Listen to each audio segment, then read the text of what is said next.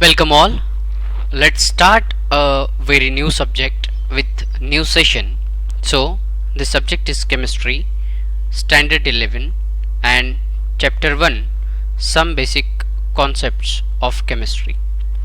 So, सबसे पहले जैसा कि हम हर बार करते हैं इस चैप्टर के जो टाइटल है इसे समझने की कोशिश करेंगे.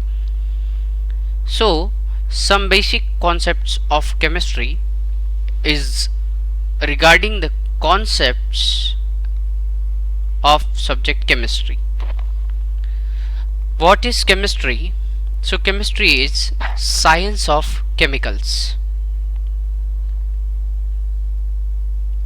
As we are all aware, ये जितने भी हमारे इर्द गिर्द केमिकल्स है ये इन जैसे एलिमेंट के फॉर्मेट में होते जो एक दूसरे के साथ में मिलकर कंपाउंड फॉर्मेशन करने का काम करते हैं.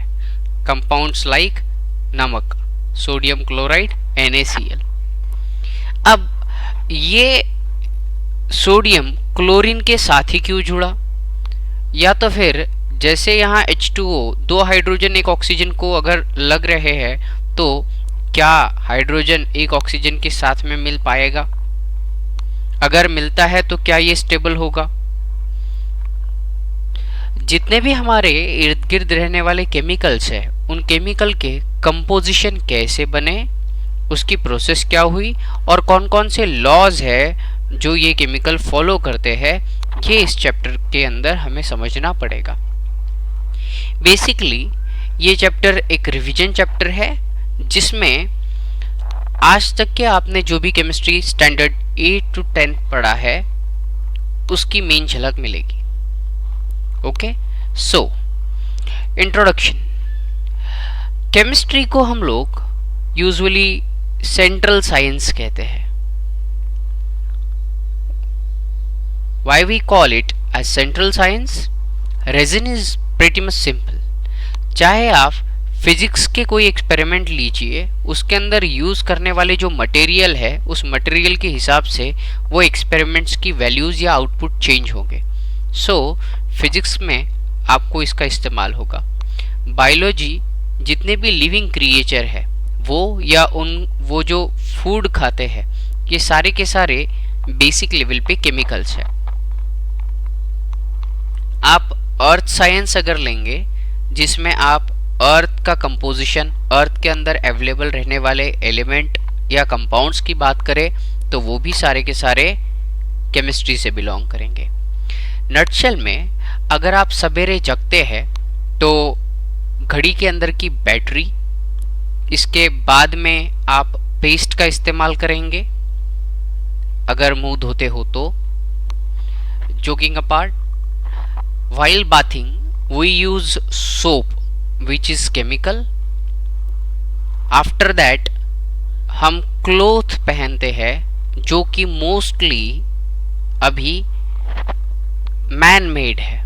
सो टेक्सटाइल इंडस्ट्री के अंदर जो नेचुरल फाइबर है उसके कॉम्बिनेशन के अंदर हम लोग आर्टिफिशियल केमिकल की मदद से क्लोथ्स डेवलप करते हैं. सो क्लोथ्स. इसके बाद में food.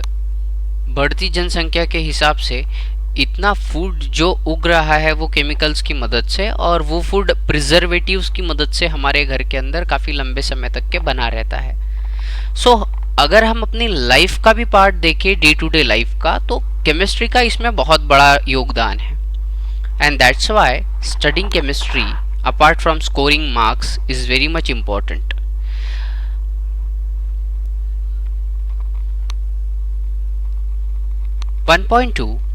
Nature of chemistry. So chemistry is broadly divided according to a specialization into various branch, but class 11th और 12th के हिसाब से केमिस्ट्री को 3 मेन पार्ट के अंदर डिस्ट्रीब्यूट किया है. Apart from that there are 2 specific chemistry के ब्रांचेस जिसके रिलेटेड चैप्टर्स आपकी पढ़ाई में होंगे. Organic chemistry. Organic chemistry is a study of properties and reaction of compounds of carbon. Question may be arise कि sir, as there are different elements and they are more than 100 in number, so सिर्फ carbon को अलग क्यों किया? Due to its property. Carbon की जो एक tetravalent या 4 इलेक्ट्रॉन और 4 वैलेंसी वाली, 4 वैकेंट स्पेस वाली जो प्रॉपर्टी है, जिस वजह से वो कैटेनेशन की एक प्रॉपर्टी बताता है, जिसमें कार्बन दूसरे कार्बन के साथ में जुड़ के एक शीट तैयार कर सकता है। टेट्रावैलेंट वैलेंसी वाले बाकी एलिमेंट भी ये वाली प्रॉपर्टी बताते हैं, लेकिन साइज के हिसाब से कार्बन की जो स्ट्रेंथ है और जो स्टेबिलिटी है वो अपार्ट फ्रॉम बाकी एलिमेंट ज़्यादा है। शायद इसी वजह से कार्बन ये अलग अलग एटम्स के साथ में जुड़ के वेराइटी ऑफ कंपाउंड्स ज़्यादा से ज़्यादा फॉर्म करता है। दूसरा रीज़न ये भी है कि हम ब्रॉड लेवल पे स्टडी करते वक्त सारे के सारे वर्ल्ड को लिविंग और नॉन लिविंग के अंदर डिस्ट्रीब्यूट करते हैं। मोस्टली लिविंग जो चीज़ें हैं ये कार्बन से बनी हैं, और उनके एग्जिस्टेंस करने के लिए जो चीज़ें फूड के रूप में पाई जाती है वो भी कार्बन कंपाउंड है। इसीलिए सबसे पहले हम अपने बारे में ज़्यादा स्टडी करना चाहेंगे। There are more than 60 lakh compound of carbon जिनके बारे में हमें डिटेल में जानकारी है, एंड दैट्स वाई हम लोग प्रॉपर्टीज और reaction related with carbon and its compound अलग से स्टडी करेंगे। वो हमारे एग्जिस्टेंस के लिए बेहद ज़रूरी होगा। सो organic chemistry. Apart from organic, remaining जितने भी एलिमेंट्स हैं उनका एग्जिस्टेंस, उन्हें ज़मीन से या फिर उनका प्रोडक्शन कैसे किया जाता है, उनके यूजेस कहाँ कहाँ पर है, ये सारी चीज़ों की स्टडी इन ऑर्गेनिक केमिस्ट्री का पार्ट होती है।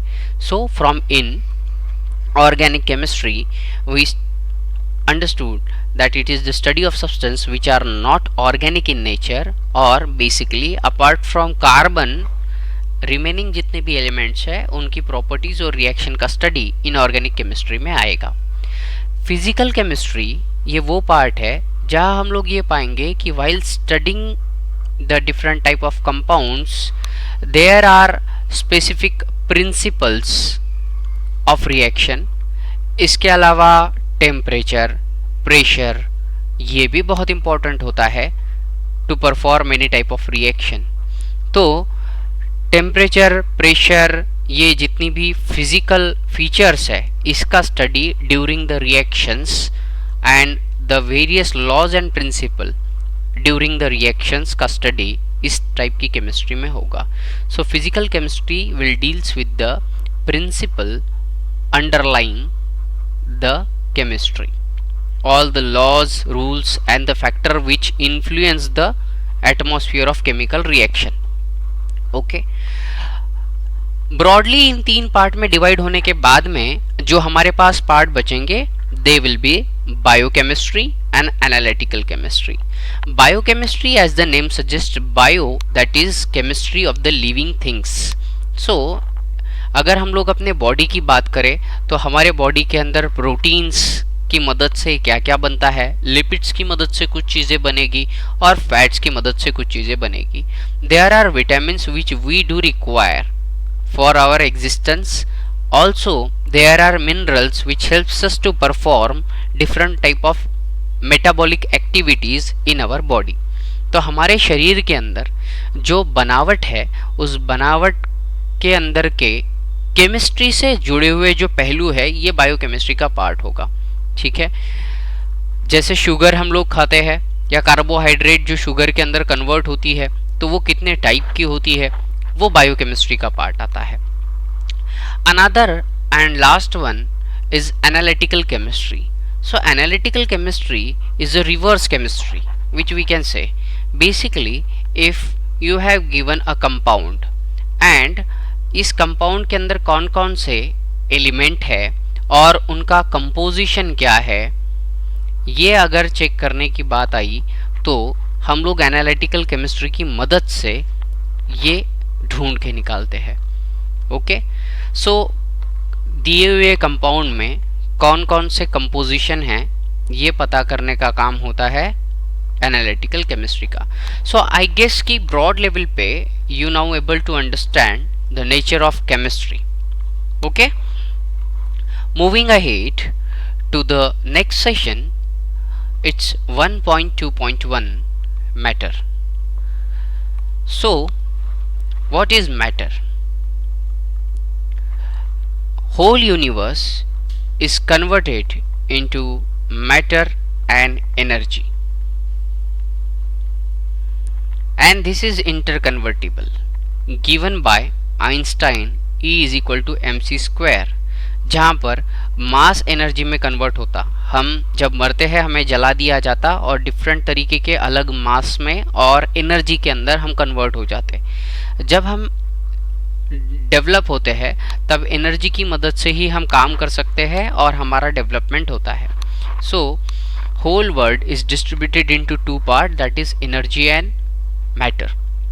Now what are the two things which we call as matter, or what are the things or what are the parameters to define matter? So matter is anything which can occupy space and has mass. So are you matter? Yes. From weight, according to Newton's second law, your mass and the gravitational acceleration applied on your body helps you to find out your mass. आपको अपना मास पता चल गया और where you are sitting, you are just occupying space. Okay, air matter है क्या? Yes. Gas के cylinder जो हमारे घर में आते हैं उनमें गैस का मास गिन कर आता है और वो उस सिलेंडर के अंदर की जगह ऑक्युपाई करते हैं। किस प्रकार से करेंगे? Take a bottle filled up with water और थोड़ी सी जो हवा रहेगी, तो जैसे ही आप इस बॉटल को रिवर्स उल्टा करोगे तो वो जो वाटर का बबल होगा जिसमें गैस भरी है, वाटर के अंदर का बबल जिसमें गैस भरी है, वो आपको due to less weight upper side में जाता हुआ दिखाई देगा जैसे ही आप इस बॉटल को टिल्ट करते हो। Okay, so matter is clear. Matter is something which do have mass and which occupy space. Such thing are called as matter.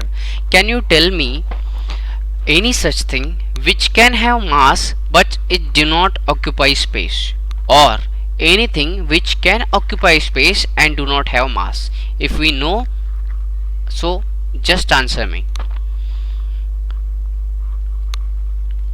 Matter is divided into two parts, that is pure substances and mixtures. Then mixtures are, these pure substances are divided into elements and compounds.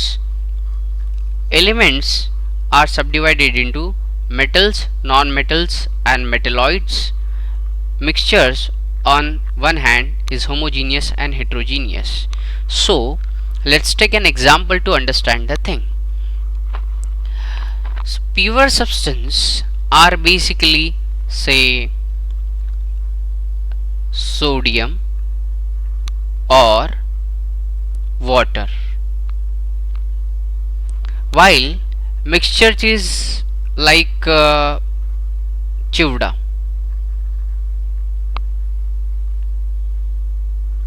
या जो mixture shop के अंदर मिलता है नमकीन, वो mixture, ठीक है.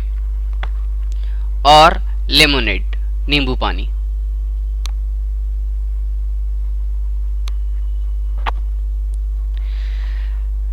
नाउ प्योर सब्सटेंसेस के अंदर एलिमेंट आ गए, तो यहाँ सोडियम एलिमेंट है और कंपाउंड का एग्जांपल हो गया आपका water. Homogeneous mixture, homo means same, genius means a particle का साइज. सेम पार्टिकल का साइज रहने की वजह से हम लोग इन चीज़ों को अलग अलग नहीं कर सकते. सो योर नींबू पानी will be a homogeneous mixture, while hetero means different particle size होने की वजह से इनके पार्टिकल्स को अलग अलग किया जा सकता है. So chivda is a heterogeneous mixture. Now when you see a periodic table you will find out that कि इधर का जितना पार्ट है ये पार्ट आपका मेटल्स का है, what are properties we will see. इधर का जो पार्ट है ये वाला नॉन मेटल्स का है. और ऐसे एलिमेंट जो मेटल और नॉन मेटल के बीच की प्रॉपर्टीज बताते हैं इसे हम लोग मेटलॉइड्स कहेंगे. Okay, again, broadly, matter is divided into compound and mixture. So let's study their properties independently.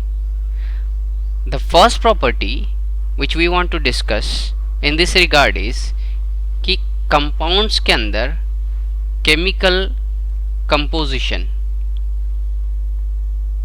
ये फिक्स होता है. Like if you say water, it is H2O. A small amount of increment in oxygen like H2O2 will change its composition, name and properties. So chemical composition जो है ये वाला fix है. On another hand, in mixture the chemical composition is not fixed.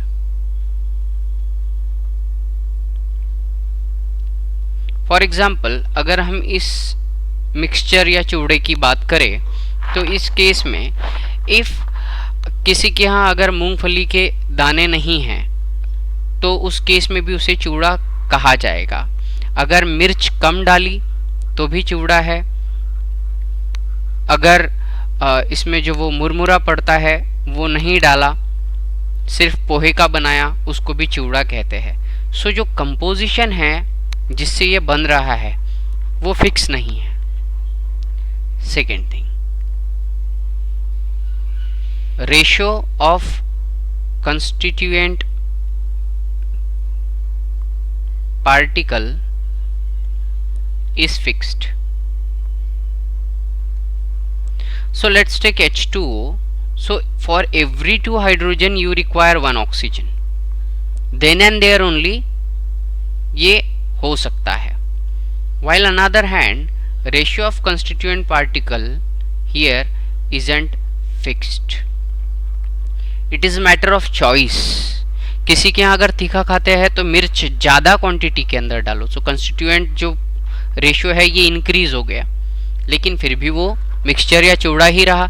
और अगर किसी के यहाँ फीका खाते हैं तो मिर्च की जो क्वांटिटी है कंस्टिट्यूएंट मटेरियल की वो कम कर दो. Third and important thing is कि properties will change. Example, hydrogen is inflammable gas, खुद जलता है. Oxygen will help to burn and again it's gas, while the reaction will give you water which is in liquid form and ये क्या करेगा, आग को बुझाने का काम करेगा. सो प्रॉपर्टीज जो ओरिजिनल थी ये चेंज हो गई. आप मिर्च सिर्फ ओरिजिनल मिर्ची खाओ तो भी तीखा लगेगा, चिवड़े में डाल के खाया तो भी आपको वो तीखा लगेगा. मीन्स जो भी रिएक्शन या प्रोडक्ट जो तैयार हो रहा है इसके बनने के पहले जो मटेरियल है उसकी प्रॉपर्टीज के अंदर किसी भी प्रकार का चेंज आपको नहीं मिला. अंडरस्टूड. सो अब ब्रॉड लेवल पे जो कंपाउंड और मिक्सचर्स के बीच में का जो कंपैरिजन हमें पढ़ाया जाता है उसका रिवीजन हम लोगों ने यहाँ कर लिया है. ओके, होप सो यहाँ तक के सारी चीज़ें जो बताई है ये आपको क्लियर है, अच्छे तरीके से समझ में आई हैं. It is a revision part, so it will be very helpful to recall you, and with the help of this we will be easily going to cover the next topics. So next thing is, as it is given in table, matter is subdivided into 2 parts, that is 1.2.2, that is pure substances versus mixture. So example of pure substances are pure metal or distilled water, etc. While example of mixtures are paint. In this we will have more than one compounds. So mixture of oil, pigment and additive. So more than one compound is involved into the various ratios. Concrete जब बनाते हैं घर बनाने के लिए, इसके अंदर cement, पानी, सैंड, रेती जिसे कहते हैं, ये तीनों का मिक्सचर करते हैं. तीनों अपने आप में अलग अलग कंपाउंड है. वाटर का केमिकल फॉर्मूला अलग है, सीमेंट का अलग है और सैंड का अलग है. ओके, सो मिक्सचर ही बेसिकली अगर एक से ज़्यादा कंपाउंड एक दूसरे के साथ में मिक्सअप हो जाए तो उसे मिक्सचर कहेंगे। वाइल प्योर सब्सटेंस के अंदर प्योरली एक तो एलिमेंट होगा या तो कंपाउंड होगा। Next, now the elements are called pure substance because they cannot be broken down into simpler substances by ordinary chemical changes. When you subdistribute pure substances, तो pure substances को हम लोगों ने दो पार्ट के अंदर डिवाइड किया था। The one was element and another one was compound. So let's take an example, H2O or NaCl.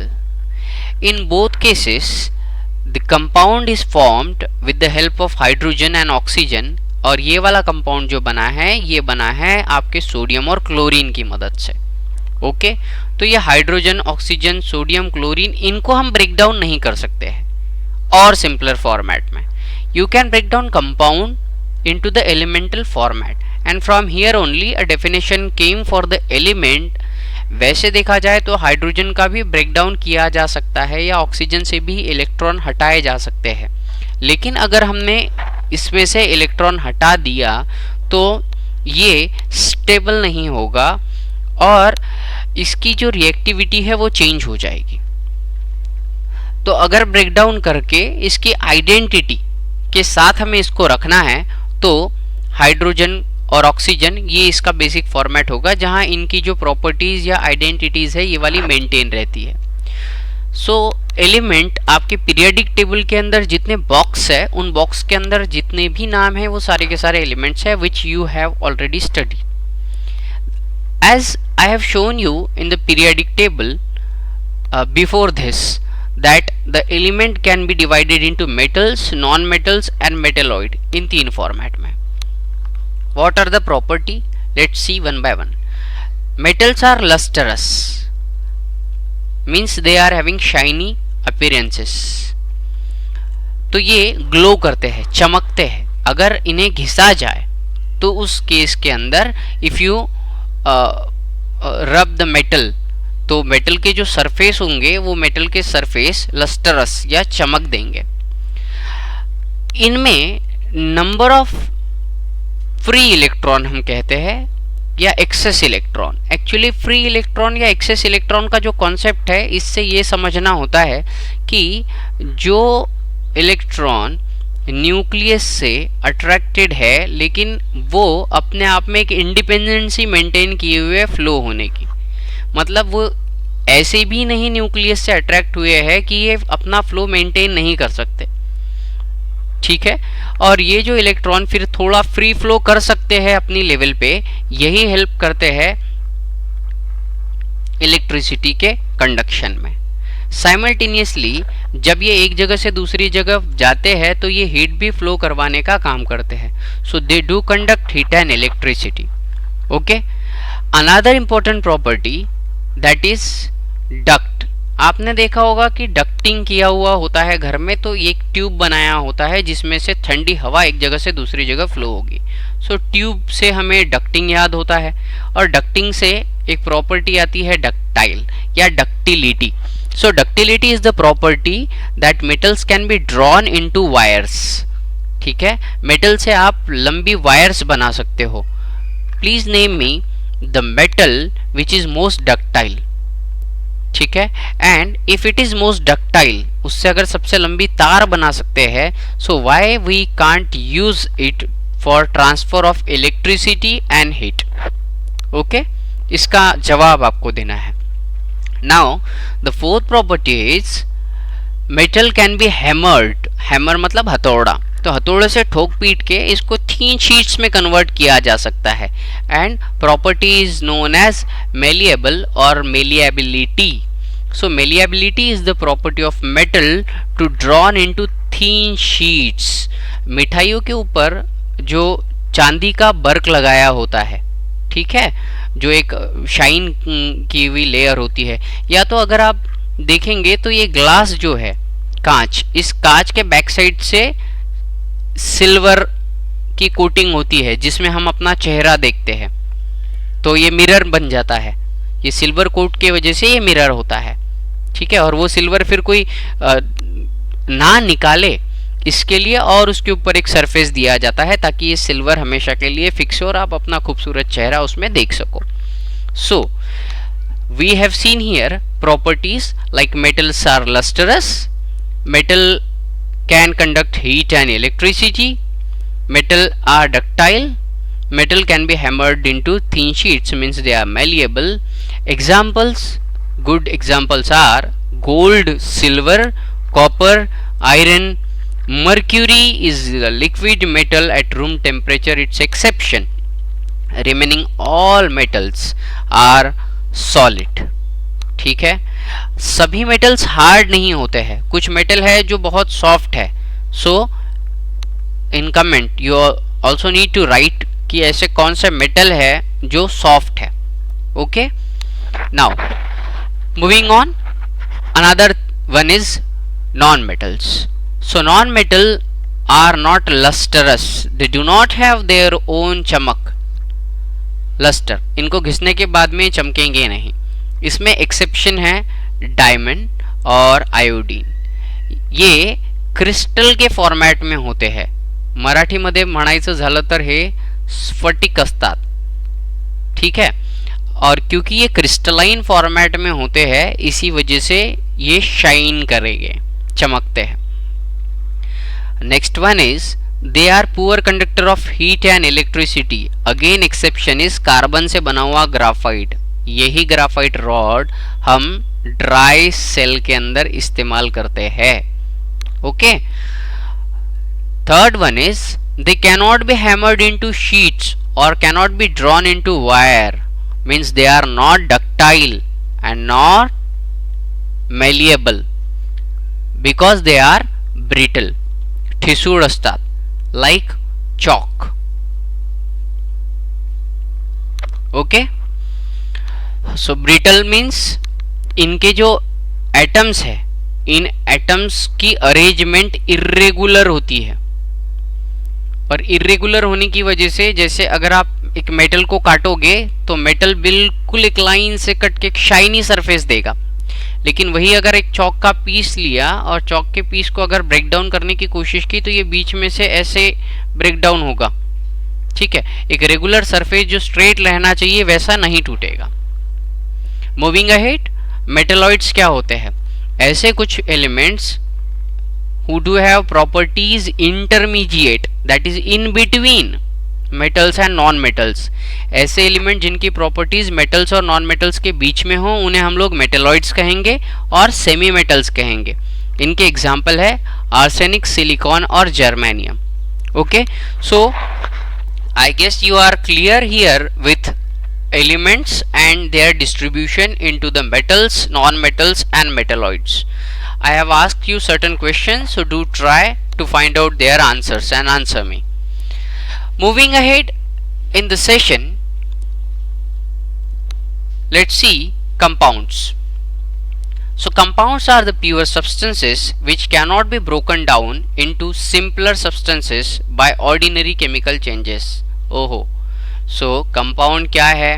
ऐसे प्योर सब्सटेंसेस है जिन्हें ब्रेक डाउन नहीं किया जा सकता सिंपल सब्सटेंसेस के अंदर by ordinary chemical changes. Okay, let's see. देखिए, you have a mixture where water में आपने शुगर मिक्स किया। ओके, नाउ वाटर में अगर शुगर मिक्स किया है मतलब ये मिक्सचर का एग्जाम्पल है। अब अगर मुझे इन्हें अलग अलग करना है तो क्या तरीका होगा आप बताइए, सोचिए। मैं बताता हूं।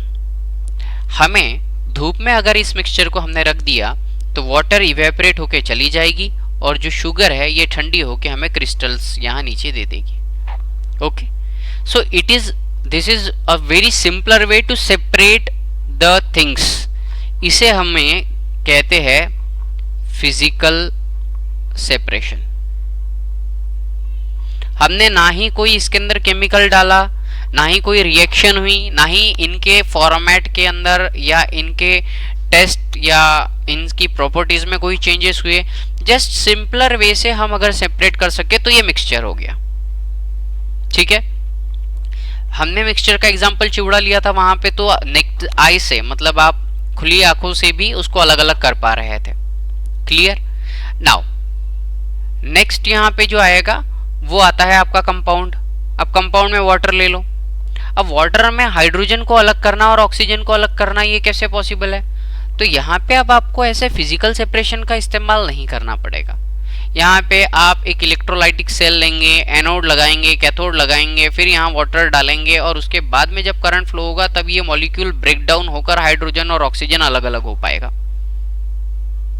सो कंपाउंड आर प्योर सब्सटेंस होते हैं, लेकिन ये ब्रेक डाउन नहीं किए जा सकते सिंपलर फॉर्मेट के अंदर more by ordinary chemical changes. Okay, mixtures on another hand, sugar और वाटर का मिक्सचर, ये होमोजीनियस और हेट्रोजीनियस ये हमने ऑलरेडी पहले देखा है, जिसमें टू और मोर सब्सटेंस ऐसे मिल जाए जिनका प्रोपोर्शन फिक्स नहीं रहा तो भी चलेगा, और ये सेपरेट किए जा सकते हैं बाय फिजिकल मेथड्स जो ऑलरेडी बताया हुआ है। ठीक, होमोजीनियस का भी मतलब बता चुके हैं क्या होता है होमोजीनियस भाई। सो होमोजीनियस मीन्स ऐसे पार्टिकल्स जो एक दूसरे के साथ में इस कदर मिक्स हो जाए कि उन्हें हम लोग नेक्ड आई से अगर देखें तो अलग अलग नहीं कर सकते। So they do have particle size same, and that's why they mixed in such a manner that we cannot separate them easily by picking. On another hand, heterogeneous के अंदर different size of particle होती है और ये more than size होती है compare to homogeneous. अब यहाँ ये हो सकता है कि सर फिर एक ही साइज के अगर मैं मार्बल ले लूँ और एक ही साइज के अगर मैं ये ले लूँ फॉर एग्जाम्पल मूंगफली के दाने और वो अगर मिक्स कर दूं तो क्या वो होमोजीनियस मिक्सचर होगा? नहीं, सेम साइज, लेकिन ये नेक्ड आई से नहीं देखी जानी चाहिए और ये बाय सिंपलर जो फिजिकल मेथड ऑफ एक्सट्रैक्शन जैसे पिकिंग हो गया उससे नहीं सेपरेट करते आनी चाहिए। इतनी छोटी साइज होती है, हमें पता ही नहीं चलता है कि कौन सी चीज किस में मिक्स है, लेकिन यहाँ पे हमें पता चल जाता है और बाय सिंपली पिकिंग हम लोग अलग अलग कर सकते हैं। Understood? Moving ahead to the next session, that is states of matter. So, states of matter. My question to you is, how many states of matter are there? Now, state of matter can be divided into two parts. One is physical state of matter, जिसका distribution आपने देखा है pure substances और compounds, sorry mixtures, pure substances में element और क्या आए थे? कंपाउंड्स। फिर एलिमेंट में आए थे मेटल, नॉन मेटल और मेटलॉइड्स, और जो मिक्सचर है इसमें होमोजीनियस एंड हेट्रोजीनियस। तो ये तो हो गया फिजिकल तरीके से मैटर का डिस्ट्रीब्यूशन। लेकिन जो भी कंपाउंड हम लोग अगर ले रहे हैं या अगर हम कोई एलिमेंट ले रहे हैं तो ये बहुत सारे एटम्स से बना हुआ है, और इन एटम्स के बीच की जो दूरी होती है that is distance between atoms, इसके हिसाब से इसका शेप, साइज ये डिसाइड होगा और उसी से तैयार होता है फिर states of matter. Okay, so इसे समझने के लिए हमें ये समझना पड़ेगा कि let's take here is a element A, और जिस प्रकार से ग्रेविटेशनल फील्ड या मैग्नेट के आजू बाजू में मैग्नेटिक फील्ड होता है तो ए का भी अपने इर्द गिर्द एक अट्रैक्टिव स्फीयर है, जिसके अंदर अगर कोई दूसरी चीज आ जाए तो ए उसके ऊपर एक एप्लीकेशन करता है फोर्स का। यहाँ पे अगर मैं ए और बी इसी जैसा कोई और एक एलिमेंट, या तो मैं बी एक एलिमेंट लूँ या एटम लूँ या मॉलिक्यूल लूँ और इसके इर्द गिर्द भी एक स्फीयर डेवलप करते हैं जो इसके इन्फ्लुएंस का स्फीयर है, मतलब इसके अंदर आने के बाद में कोई भी दूसरा मटेरियल बी के द्वारा फोर्स या इन्फ्लुएंस फील कर सकता है। ओके, तो स्टेट ऑफ मैटर वैसे देखा जाए तो टोटल है 5 जो कि क्वेश्चन था। फर्स्ट वन इज गैसियस या गैस, लिक्विड, सॉलिड। इसके अलावा जो 2 है वो आपको कमेंट बॉक्स में लिखने हैं या आपको आंसर बताना है। बेसिकली सॉलिड वो फॉर्मेट रहेगा जहां पे ए और बी इतने करीब है कि ए का जो स्फीयर ऑफ इन्फ्लुएंस है उसके अंदर बी है और बी का जो स्फीयर ऑफ इन्फ्लुएंस है उसके अंदर ए है। दोनों ने एक दूसरे को बहुत मजबूती से पकड़ के रखा है। इसीलिए सॉलिड्स में जो एटम्स या मॉलिक्यूल्स है ये एक दूसरे के बेहद करीब होते हैं और ये दोनों एक दूसरे को मजबूती से पकड़ के रखे हैं, इसीलिए इसका शेप साइज फिक्स होकर इसकी स्ट्रेंथ ज़्यादा होती है। Now if you apply temperature at that point, इन दोनों को एनर्जी मिलती और एनर्जी मिलने की वजह से ए दूर हो जाता है और बी भी दूर हो जाता है। लेकिन इन दिस केस ए का स्फीयर ऑफ इन्फ्लुएंस बी के स्फीयर ऑफ इन्फ्लुएंस को क्रॉस कर रहा है। ए के स्फीयर ऑफ इन्फ्लुएंस के अंदर बी नहीं है और बी के स्फीयर ऑफ इन्फ्लुएंस के अंदर ए नहीं है, लेकिन इन दोनों के जो अट्रैक्शन जोन है ये एक दूसरे को क्रॉस कर रहे हैं। इस तरीके की अरेंजमेंट होती है लिक्विड्स में, इसीलिए लिक्विड्स फ्लो होते हैं। फ्लूइडिटी ये प्रॉपर्टी आती है जहां बी मॉलिक्यूल जाते जाते इसके अट्रैक्शन जोन की वजह से ए बी खींचा चला आया। इसके बाद में if you apply more energy in terms of heat, in that case these molecules will separate so far that A का स्पीयर ऑफ इन्फ्लुएंस भी बहुत दूर है B के स्पीयर ऑफ इन्फ्लुएंस से, दोनों एक दूसरे से बेहद दूर है और ये गैसियस स्टेट होती है जहां पे ये दोनों के दोनों एटम और मॉलिक्यूल रैंडम मूवमेंट करते हैं एटमॉस्फेयर के अंदर। ओके, सो अब इसमें क्लासिक पॉइंट और यहाँ पे एक आएगा कि if you reduce the temperature and apply pressure, in that case gas can be converted into liquid and liquid के ऊपर if you reduce temperature and apply pressure, liquid can be converted into solid. There are name of the processes. This process is called as liquefaction. Okay, this process is called evaporation. Okay, gas can be converted into liquid by mean of condensation and liquid can be converted into solid in by freezing. Freeze के अंदर होता है पानी का बर्फ में conversion, इसीलिए freezing और solidification. There are certain substances which direct solid से गैसियस स्टेट में कन्वर्ट होते हैं। बहुत माइन्यूट टाइमिंग के लिए ये लिक्विड फेज में रहते हैं, लाइक कैम्फर, कपूर। ठीक है, so name the substances which convert from solid to gaseous directly। और इन्हीं substances को रिवर्स ऑर्डर में भी लाया जा सकता है। ठीक है, so this one is the question from class 9th। now if you reduce the temperature and increase pressure again, you will have fourth state of matter, that is Bose-Einstein condensate।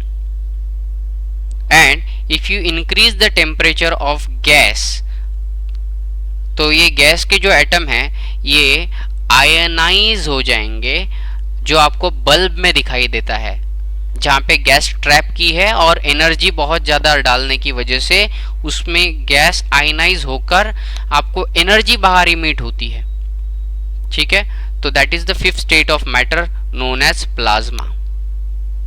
So we do have majorly 5 states of matter, that is Bose-Einstein condensate, they are superconductors, solid, you know the example, all the crystals, liquid, पानी, शक्कर P के पानी पियो, और उसके बाद में gas and plasma that is in bulb with examples. Okay, and as it is mentioned above that state of matter as interconvertible by changing the condition of temperature and pressure surrounding them. Hope so this thing is very much clear to you. Okay, moving ahead, what are the properties of matter and how we measure them? So properties of matter are broadly divided into two parts. एक तो होगी physical properties और दूसरी होगी chemical properties. Let's see them one by one. Physical properties means a property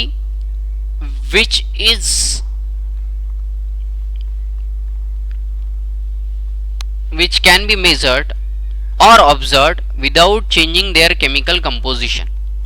For example, उसका colour क्या है, उसकी स्मेल कैसी आती है, ऑर्डर कैसा है, उसका मेल्टिंग पॉइंट क्या है, at what point they start boiling. So boiling point क्या है, density that is mass upon volume, कितने ज्यादा पैक स्ट्रक्चर है, ये सारी चीजें फिजिकल प्रॉपर्टीज के अंदर आएगी. Mainly you must not change the chemical composition while measuring this things. हमें उसके केमिकल कंपोजिशन से कोई लेना देना नहीं होता. मेयरली बाय ऑब्जर्वेशन हम लोग उसे फील कर सकते हैं. तो उसका कलर आंखों से पता चलेगा, ऑर्डर स्मेल नाक से पता चलेगी, मेल्टिंग पॉइंट, बॉइलिंग पॉइंट और डेंसिटी ये हम लोग कैलकुलेट कर सकते हैं. On another hand, chemical properties are the properties where substance undergo chemical change. मतलब अगर फॉर एग्जाम्पल एक मेटल है, उसकी केमिकल प्रॉपर्टीज की स्टडी करनी है. एक एग्जांपल ही लेंगे हम. सोडियम कैसा है, सॉलिड है, उसके बाद में सॉफ्ट मेटल है, ठीक है.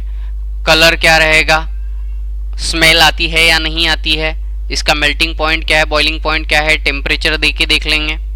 ओके, नाउ अब सोडियम अगर ऑक्सीजन से रिएक्ट किया तो क्या होगा. सोडियम अगर हैलाइड्स या से क्लोरीन से, ब्रोमीन से, इनसे रिएक्ट किया तो क्या होगा. अगर हाइड्रोजन के प्रेजेंस के अंदर सोडियम को रखा गया तो क्या चेंजेस आएंगे. तो ये सारा का सारा केमिकल प्रॉपर्टीज का पार्ट हो गया. Okay, so chemical properties are the properties where substances undergo chemical change and thereby exhibit change in chemical composition. अब इसकी वजह से इसके केमिकल कंपोजिशन में चेंज होता है. लाइक कोल की अगर बात करें तो कलर कैसा है, ब्लैक, ऑर्डर बिल्कुल नहीं है, मेल्टिंग पॉइंट, बॉइलिंग पॉइंट क्या है, डेंसिटी क्या है, ये हमें पता चल जाएगी. अब कोल को अगर एयर के अंदर बर्न किया गया तो कार्बन डाइऑक्साइड निकलता, सो इसका पैटर्न चेंज. मैग्नीशियम मेटल है, शाइनी ग्लिटरस, तो ये जो मेटल है इसकी वायर बर्न होती है in air in presence of oxygen और इसकी वजह से क्या बना, मैग्नीशियम ऑक्साइड. तो ये हो गया केमिकल प्रॉपर्टीज. अंडरस्टूड. सो प्रॉपर्टीज जो है मैटर की ये दो टाइप की होंगी. अभी फिजिकल प्रॉपर्टीज जो बेसिकली उनके केमिकल कंपोजिशन को बिना चेंज किए हम मेयरली बाय ऑब्जर्वेशन पता कर सकते हैं, एग्जांपल आप जानते हो. और केमिकल प्रॉपर्टीज वो प्रॉपर्टीज जिनके अंदर हम एक्सटर्नल कोई पैरामीटर का यूज करके वो जो एलिमेंट है उसके कंपोजिशन को चेंज करते हैं और उसकी प्रॉपर्टीज भी उसके साथ ही चेंज होती है और उसका स्टडी करना. अब फिजिकल प्रॉपर्टीज और केमिकल प्रॉपर्टीज का मेजरमेंट करना है. तो वैसे तो हम लोग इन डिटेल के अंदर इन एवरी चैप्टर वेयर खास करके इनऑर्गेनिक केमिस्ट्री के अंदर जब हम पीरियोडिक टेबल पढ़ेंगे तब आपको फिजिकल प्रॉपर्टीज और केमिकल प्रॉपर्टीज लगभग एवरी इंपॉर्टेंट एलिमेंट जो 11-12 पॉइंट ऑफ व्यू है वो आएगा, इसीलिए बेहद जरूरी भी है. Moving on next. Now measurement of properties खास करके फिजिकल प्रॉपर्टीज की अगर हम लोग बात करें, सो the arbitrary decided and universally accepted standard we use and we call it as unit.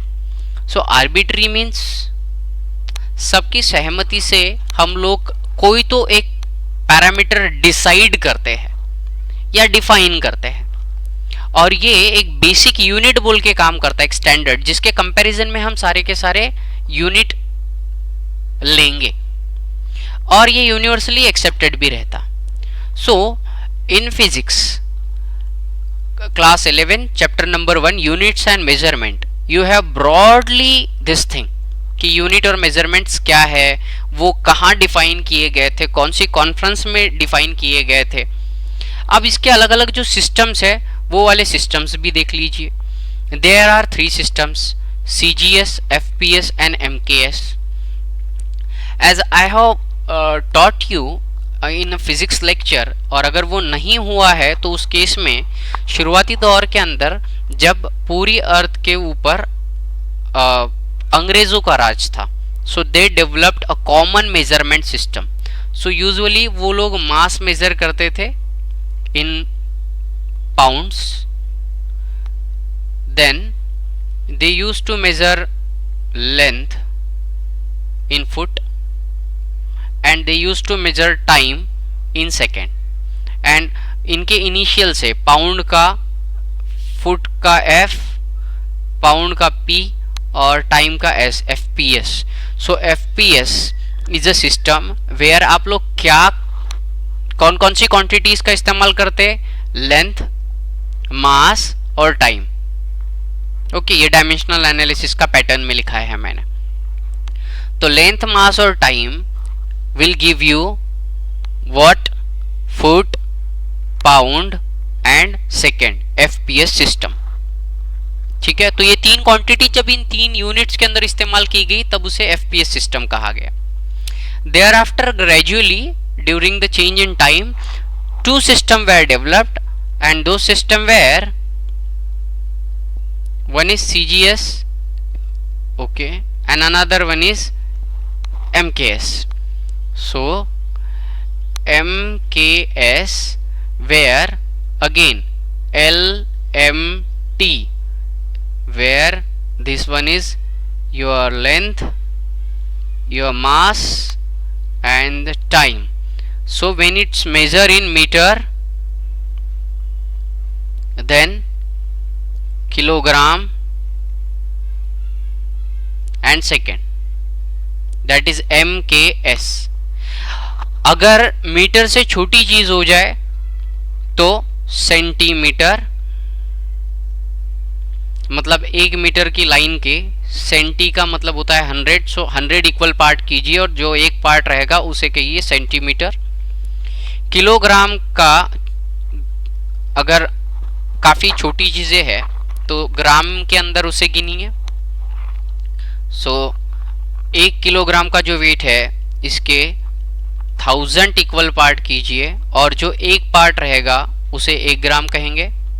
और time will again measure in second. ये अपने आप में बहुत ही छोटा यूनिट है. ठीक है, अब इंटरनेशनल लेवल पे जब ये सारी स्टडी हो रही थी उस समय जितनी भी ये यूनिट है या क्वांटिटीज है इन्हें 2 पार्ट में डिवाइड किया गया था. एक तो था फंडामेंटल क्वांटिटीज, कितनी है बताइए, राइट, 7. ठीक है, और बची जो इनकी मदद से हम लोग फाइंड आउट कर सकते, that is your derived quantities. Derived quantities बहुत ज्यादा है, रफली more than 15 in our syllabus. Okay, so fundamental quantities and derived quantities. Fundamental quantities उनके यूनिट कौन कौन से है, ये आर्बिट्री मतलब बाय कंसिडरेशन, बाय डेफिनेशन हम लोगों ने पहले लिए है और ये यूनिवर्सली एक्सेप्टेड है. ठीक है, देखते हैं वो. सो बाय कॉमन कंसेंसस, सबकी सहमति से in 1960 general conference of weight and measure हुई, जिसमें प्रपोज किया गया मेट्रिक सिस्टम को हटाकर एक नया सिस्टम लाने की बात, जिसे इंटरनेशनल सिस्टम डे यूनिट्स और इंटरनेशनल सिस्टम ऑफ यूनिट्स, ये फ्रांस में हुआ था और इसे ऐसा यूनिट्स कहा जाता है. इसमें 2 पार्ट में सारे के सारे क्वांटिटीज और इनके यूनिट्स बनाए गए थे, जिसमें एक था fundamental quantities and their unit and another one was derived. What was missing over here is supplementary quantities. ठीक है। फंडामेंटल क्वांटिटीज जो थी वो थी length, mass, time, electric current, thermodynamic temperature, amount of substance and luminous intensity. Most important in the point of chemistry point of view will be your mass, time, electrochemistry के अंदर electric current, temperature से affected रहेगा, और amount of substance. Amount of substance is probably the most important quantity among all. इनके symbol, इनके initial जो letter है इससे बताए जाएंगे. So small L, M, I, T, capital I for electric current, capital T for thermodynamic temperature, N are the number of particles in the amount of substance, and IY is the luminous intensity. इनके ऐसा unit ये आपको याद हो चुके होंगे, लेकिन फिर भी रिपीट करते हैं.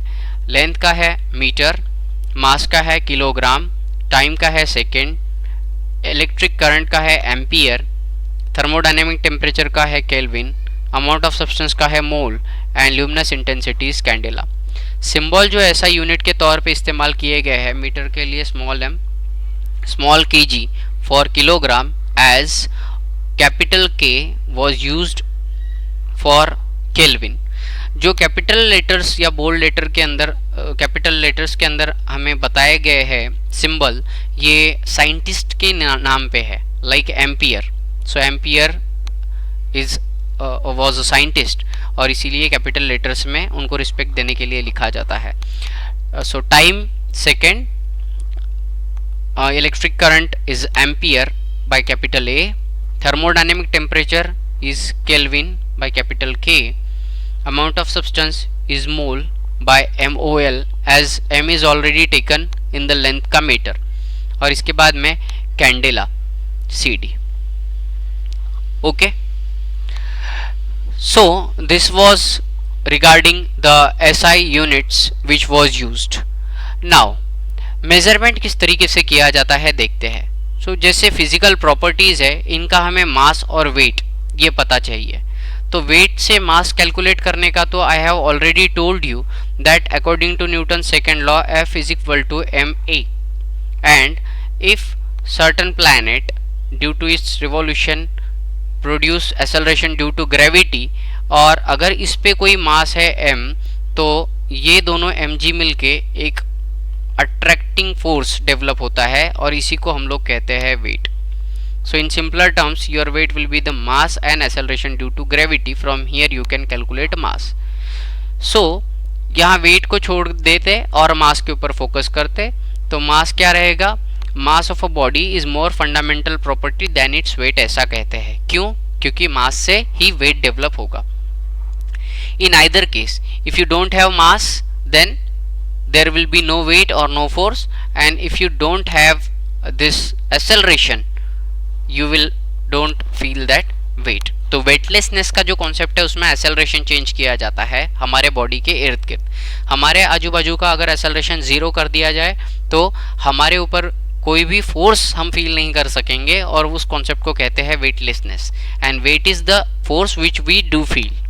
Okay, in terms of length, length metre के अंदर काउंट की जाती है, और वॉल्यूम जो है ये वॉल्यूम ये इस तरीके से काउंट किया जाता है. ठीक है, सो volume is 1000 centimetre cube. So it is 1 centimetre, ये जो डिस्टेंस है ये है 1 सेंटीमीटर. यहाँ से यहाँ तक के 10 सेंटीमीटर है. 10 सेंटीमीटर को 1 dmb लिखते हैं. वॉल्यूम की केस में 1 centimetre cube can be equated to 1 ml, और इसीलिए 1 यहाँ पे जो 1000 ml है इसको हम लोग 1 लीटर कहते हैं, या 1 dm cube. 1 dm cube can be written as 1 litre. So usually ये कन्वर्शन के टर्म्स में हेल्पफुल रहेगा. इसके अलावा यहाँ आपको कुछ पिक्चर्स के अंदर ऐसे केमिकल इंस्ट्रूमेंट दिए गए हैं जो आपको लैब के अंदर इस्तेमाल करने पड़ेंगे to perform different type of experiment. Okay, तो ये इसे सिलेंडर कहते हैं. ठीक है, ये जो है जहाँ पे थोड़ा सा बीच में बल्जी साइड है, इसे पिपेट कहते हैं। ये एक ट्यूब जिसमें यहाँ पे एक नॉब लगा है, ये नॉब जैसे जैसे आप ढीला करोगे, ये वाला नॉब, ये वाला सॉरी, तो यहाँ से बूंद बूंद नीचे गिरेगा वाटर, और यहाँ से आप फिर जितना रिड्यूस हुआ है वो आप मेज़र कर सकते हो लिक्विड, इसे ब्यूरेट कहते हैं। और ये वॉल्यूमेट्रिक फ्लास्क, तो ये वैस के समान होता है इसका शेप, तो इसे वॉल्यूमेट्रिक फ्लास्क कहते हैं। So this one is volumetric flask, so this is cylinder, this is burette and this one is pipette. इनके नाम याद रखने हैं। अब ये तो मास हम लोग इस टर्म्स के अंदर ले लिए, लेंथ से हमें पता चला, और वॉल्यूम भी हम लोगों को कन्वर्शन कैसे करना है ये पता चल गया। अब दूसरा जो फिजिकल प्रॉपर्टीज चेक करनी है जिसका केमिकल एक्टिविटी या रिएक्शन के ऊपर फर्क पड़ता है, that is temperature. Okay, so before that we must note the density. So density of any substance is its mass divided by volume. Okay, और ऐसा यूनिट है मास का किलोग्राम, और वॉल्यूम का हमने देखा metre cube. So volume is a capacity of a cube, और इसका वॉल्यूम जो है वो ए क्यूब से बताते हैं, तो इसीलिए जैसे 1 मीटर 1 मीटर 1 मीटर, तो ये वाला मीटर क्यूब। सो किलोग्राम पर मीटर क्यूब। अगर सीजीएस के टर्म्स में हमें इसे कन्वर्ट करना है, मतलब सेंटीमीटर ग्राम सेकेंड के टर्म्स में, तो किलोग्राम ग्राम में कन्वर्ट हो जाता है, और जो ये मीटर क्यूब है ये वाला मिलीलीटर में कन्वर्ट हो जाता है। एंड दैट्स व्हाई ये सीजीएस के टर्म में कन्वर्ट हुआ ग्राम मिलीलीटर क्यूब, और ग्राम पर मिलीलीटर क्यूब, और 1 मिलीलीटर का सेंटीमीटर में कन्वर्शन हमने इसके पहले देखा, तो सीजीएस के फॉर्मेट में ये ग्राम पर सेंटीमीटर क्यूब भी कहलाता है। Okay, because 1 millilitre equal to 1 centimetre, तो इसीलिए ये मिलीलीटर क्यूब का सेंटीमीटर क्यूब हुआ, और यहाँ पे ये फिर ग्राम पर centimetre cube. Okay, now temperature के टर्म्स में अगर हम लोग बात करें, तो यूजुअली अभी तक के हम जितना भी टेम्परेचर काउंट करते हैं ये सेल्सियस में। So for example, your body is having a temperature of 95 degree Celsius, तो कितना फ़ारेनहाइट है? So just put it into the formula, that is 9/5 in degree Celsius, that is 95 plus 32. So you will have 5 ones are 5 and 5 nines are 45. So 19 nines are कितना होता है? So 20 nines are 180, इसमें से 19 minus कर दो, so you will have 161 plus 32, that is 391. So 193 degree Fahrenheit. समझ में आया कन्वर्शन कैसे होता है? अब फ़ारेनहाइट और डिग्री सेल्सियस हम लोग इस्तेमाल करते हैं। फ़ारेनहाइट यूजुअली मेडिकल फील्ड के अंदर ज़्यादा इस्तेमाल किया जाता है, और जो केल्विन है ये एसआई यूनिट है, ये एक्सेप्टेड यूनिवर्सल है। अब डिग्री सेल्सियस अगर आपका 95 डिग्री सेल्सियस है, so just add 273.15, it is 8613, so you do have 368.15 kelvin. तो 95 डिग्री सेल्सियस आपके डिग्री सेल्सियस के अंदर आपने काउंट किया और उसको कन्वर्ट कर दिया इस फॉर्मूले से फ़ारेनहाइट में और इस फॉर्मूले से केल्विन में। आप लोग इंटर कन्वर्शन कर सकते हो फ़ारेनहाइट का केल्विन में, केल्विन का डिग्री सेल्सियस में, डिग्री सेल्सियस का फ़ारेनहाइट में, और अमंग ऑल दिस थ्री। इसके लिए जो एक स्केल है वो वाली स्केल यहाँ दी है कि जैसे अगर हम सेल्सियस स्केल की बात करें तो यहाँ ये 100 डिग्री सेल्सियस के ऊपर वाटर बॉईल हो रहा है, एट सी लेवल कहा है क्योंकि प्रेशर भी इसके ऊपर बॉइलिंग की प्रोसेस में बहुत ही इम्पैक्टफुल होता है। सो बेसिकली जब किसी भी सब्सटेंस का प्रेशर ये एटमॉस्फेरिक प्रेशर के इक्वल हो जाए तभी हम बॉइलिंग हो रहा है ऐसा कहते हैं। ठीक, ये हम कॉलिगेटिव प्रॉपर्टीज नाम का एक चैप्टर रहेगा जहाँ पे डिटेल में समझेंगे, लेकिन बेसिकली प्रेशर बॉइलिंग में बहुत ज़्यादा यूजफुल होने वाली क्वांटिटी है।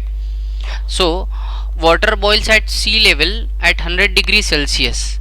If you convert it into a Fahrenheit scale you will have 210 और 212 exactly, so 212 फ़ारेनहाइट। और यही अगर हम लोग केल्विन में कन्वर्ट करें तो इट्स सिंपल, इसमें क्या ऐड करना है 273.15, तो 100 में 273.15 ऐड किया तो 373.15 पे आपका वाटर बॉईल हुआ। So if somebody says you कि at what kelvin water boils, you know at 100 degrees Celsius, but he asked at Kelvin, so you just add 100 according to this formula, you just add 273.15 to get Kelvin. Okay, normal body का जो temperature है ये वाला 37 degree Celsius होता है।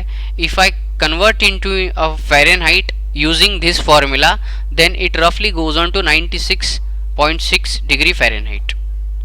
Okay, और जो ice cube हमारे फ्रीज होते हैं तो ये 0 डिग्री सेल्सियस पे होते हैं, विच इज रफली 32, बिकॉज यहाँ अगर 0 की वैल्यू आप डिग्री सेल्सियस पे रख देंगे तो 9/5 0 हो जाएगा और ये 32 फ़ारेनहाइट।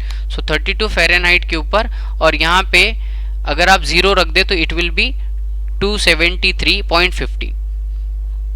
ओके, सो केल्विन का जो स्केल है इस पे ये 273.15। आई होप सो दैट टेम्परेचर का जो एक इशू है कि ये डिफरेंट तरीके की क्वांटिटी के अंदर आता है, ये अभी आपको क्लियर है। So till this I hope so each and everything is pretty much clear to all of you.